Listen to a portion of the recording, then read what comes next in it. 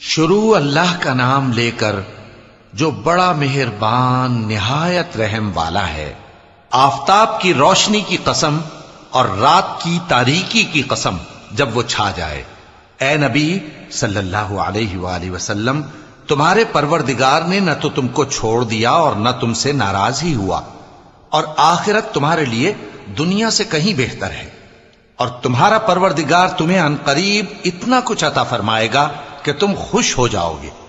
भला उसने तुम्हें यतीम पाकर जगह नहीं दी? बेशक दी।